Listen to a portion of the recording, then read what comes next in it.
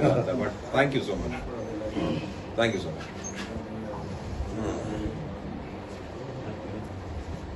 ಏನಾರು ಇದೆಯಾ, ಕೇಳ್ತೀರಾ ಏನಾರು? ಸರ್ ಬಗೀರಾ ಬಗ್ಗೆ ಏನೀಗಲೇ ಹೇಳಿ ಸರ್.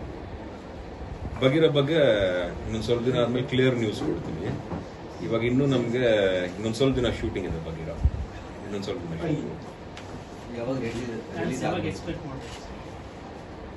ಅದು ಗೊತ್ತಿಲ್ಲಪ್ಪ, ಇದಿನ್ನೂ ಡಿಸೈಡ್ ಮಾಡಿಲ್ಲ. ಐ ಥಿಂಕ್ ಇನ್ನೂ ಒಂದು ಯಾವಾಗ ಇದೆ ಆಗುತ್ತೆ, ಒಂದು 4-5 months ಆಗುತ್ತೆ. ಇನ್ನೂ ನಡೀತಾ ಇದೆ. ಇನ್ನೊಂದು ಮೇಜರ್ ಶೂಟಿಂಗ್ ಇದೆ. ಸೊ ಅದು ಸರ್ ಇವತ್ತು ಆನೆಗುಂದಿ ಈವೆಂಟ್. ಹೌದು, ಐತಿಹಾಸಿಕ ಆನೆಗುಂದಿ ಉತ್ಸವ ನಮ್ಮ ಗಾಲಿ ಜನಾರ್ದನ್ ರೆಡ್ಡಿ ಅವರ ಒಂದು ನೇತೃತ್ವದಲ್ಲಿ ಹಾಗೂ ಕರ್ನಾಟಕ ಸರ್ಕಾರದ ಸಹಕಾರದೊಂದಿಗೆ ಈ ಒಂದು ಉತ್ಸವಕ್ಕೆ ಹೋಗ್ತಾ ಇದ್ದೀನಿ ಅಟೆಂಡ್ ಮಾಡೋಕ್ಕೆ. ನಾನು ಕಾದ್ರದಿಂದ ಕಾಯ್ತಾ ಇದ್ದೀನಿ. ತುಂಬ ಚೆನ್ನಾಗಿದೆ ಅಂತ, ತುಂಬ ಚೆನ್ನಾಗೆಲ್ಲ ಒಂದು ಉತ್ಸವ ನಡೀತಿದೆಯಾ ಅಂತ ಹೇಳಿ ನಿನ್ನೆಯಿಂದಲೂ. ಸೊ ಇವತ್ತು ನಾವು ಭಾಗಿಯಾಗ್ತಾ ಇದ್ದೀವಿ. ನಿಮಗೋಸ್ಕರ ಸರ್ಪ್ರೈಸ್ ಇದೆ ಅಂತ ಕೇಳ್ಬಿಟ್ಟಿದ್ದೀನಿ. ಅಲ್ಲ ನನಗೆ ಗೊತ್ತಿಲ್ಲ. I don't know any surprise.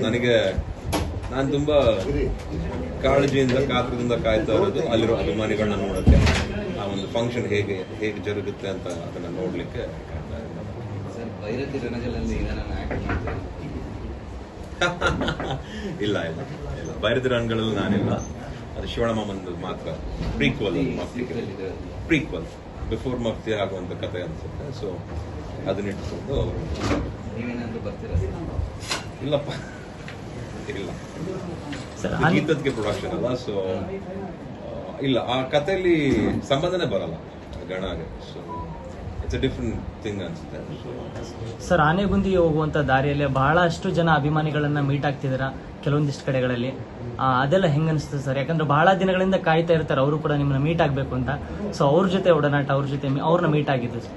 ಅವ್ರ ಜೊತೆ ನನ್ಗೆ ಯಾವಾಗ್ಲೂ ಚೆನ್ನಾಗಿರುತ್ತೆ. ನಮ್ಮ ಅಭಿಮಾನಿಗಳ ಜೊತೆ ಒಡನಾಟ. ಬಾಯ್ ರೋಡ್ ಹೋಗ್ತಿರೋದ್ರಿಂದ ಹಲವಾರು ಊರುಗಳಲ್ಲಿ ಕವರ್ ಮಾಡ್ಕೊಂಡು ಹೋಗ್ತಾ ಇದೀವಿ. ಎಲ್ಲ ಕಡೆ ಅಷ್ಟೇ ಪ್ರೀತಿ, ಅಷ್ಟೇ ತುಂಬಾ ಚೆನ್ನಾಗಿದೆ. ಅದನ್ನ ಪದಗಳಲ್ಲಿ ಜೋಡ್ಸಕ್ಕಾಗಲ್ಲ ಈ ಸಂಬಂಧ ನಮ್ದು ಹಾಗೂ ನಮ್ಮ ಅಭಿಮಾನಿಗಳು. ಸೊ ಹಾಗಾಗಿ ಇಲ್ಲೊಂದ್ ಕಡೆ ಬಹಳ ಖುಷಿ ಇದೆ. ಎಲ್ಲ ಕಡೆ ಚೆನ್ನಾಗಿ ಸೇರ್ತಾ ಇದೀವಿ.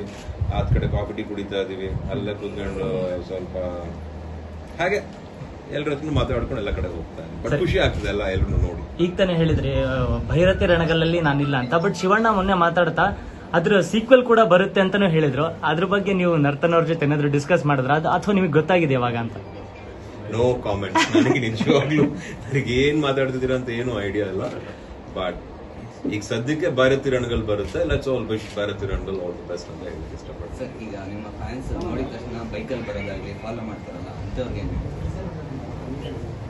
ಅಂದ್ರೆ ಫಂಕ್ಷನ್ ಮುಗಿದಾದ್ಮೇಲೆ ಅಥವಾ ಯಾವ್ದಾದ್ರು ಕಾರ್ಯಕ್ರಮ ಮುಗಿದಾದ್ಮೇಲೆ ತುಂಬಾ ಬೈಕಲ್ಲಿ ಅಥವಾ ಟೂ ವೀಲರ್ ಅಲ್ಲಿ ಜೋರಾಗಿ ಬರೋದು, ಚೇಸ್ ಮಾಡ್ಕೊಂಡ್ ಬರೋದು ಅದು ಮಾಡಬೇಡಿ. ಬಿಕಾಸ್ ನಿಮ್ಮನ್ನ ನೋಡ್ಕೊಂಡು ಇನ್ನೊಂದು 10 ಜನ ನೋಡ್ತಾರೆ. ಆ ಜನ ನೋಡಿ ಇನ್ನೊಂದು 10 ಜನ ಅಂದ್ರೆ ಹೋದಾಗ ನಂಬರ್ ಜಾಸ್ತಿ ಆಗುತ್ತೆ. ಜೊತೆಗೆ ವೆರಿ ಡೇಂಜರಸ್. ಹೈವೇ ರೋಡ್ಸ್ ಅಲ್ಲಾಗ್ಲಿ ಯಾವ್ದೇ ರೋಡಲ್ಲಾಗ್ಲಿ ಆ ಫಂಕ್ಷನ್ ಆದ್ಮೇಲೆ ಅಕಸ್ಮಾತ್ ಆಗದಿರೋರು ಯಾವಾಗ್ಲೂ ಪ್ಲಾನ್ ಮಾಡ್ಕೊಂಡು ಕೋಆರ್ಡಿನೇಟ್ ಮಾಡ್ಕೊಂಡು ಬೇರೆ ಕಡೆ ಸಿಗ್ಬಹುದು, ಮನೆ ಹತ್ರ ಬರ್ಬೋದು, ಎಲ್ಲರೂ ಸಿಗ್ಬಹುದು.